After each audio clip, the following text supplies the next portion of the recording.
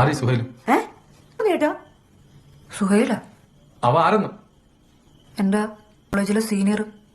എന്ത് അവന് നീ തമ്മിൽ എന്ത്? എന്തോന്ന് അച്ഛാ? ബാബുജി നീ സത്യം പറ. ആരടി എന്തോന്ന് കേട്ടോ ഇതൊക്കെ? അച്ഛ അവര് ഭ്രാന്ത് കുറെ കാലം കൊണ്ട് ഇഷ്ടം എന്ന് പറഞ്ഞിട്ട് പറയാൻ നടക്കാൻ അത്രേ ഉള്ളു. അവൻ പിന്നെ നിന്റെ പടവും വെച്ച് ഓരോന്നൊക്കെ മൊബൈൽ ഇടണം തരും. അയ്യോ എന്തോന്നൊക്കെ കേക്കണേ? എനിക്ക് അവന്റെ അടുത്ത് അങ്ങോട്ട് അങ്ങനൊന്നും ഇല്ല. പിന്നെ നീ കല്യാണം ശരിയാവില്ലെന്ന് പറഞ്ഞത്? എനിക്ക് ആദിലിനെ വിളിച്ചിട്ട് ഒരു ഇതൊന്നും വരണില്ല. എന്തിനു പറഞ്ഞു കൊല്ലു തന്നെ? ആരടി ഈ ജുനൈദ്? ജുനൈദല്ല സുഹൈല്. എടി പെണ്ണെ, നീ എന്തിനാണ് അവിടെ തോളത്ത് കയറണത്? അവക്ക് പറയാനുള്ളത് കൂടെ കേള്. അപ്പൊ അമ്മയും കൂടെ അറിഞ്ഞോണ്ടാണ് ഇത്. അഖിലൊന്നും കണ്ടപ്പോ മക്കൾ ഇഷ്ടമായെന്ന് പറഞ്ഞല്ല? നിങ്ങൾ എല്ലാരും കൂടെ നല്ലതെന്നൊക്കെ പറഞ്ഞ് ഞാനങ്ങ് സമ്മതിച്ചു പോയതാണ്. നല്ല എന്നല്ലേ നമ്മുടെ ഭാഗ്യം ഇത്രയും നല്ല ആലോചന വന്നത്.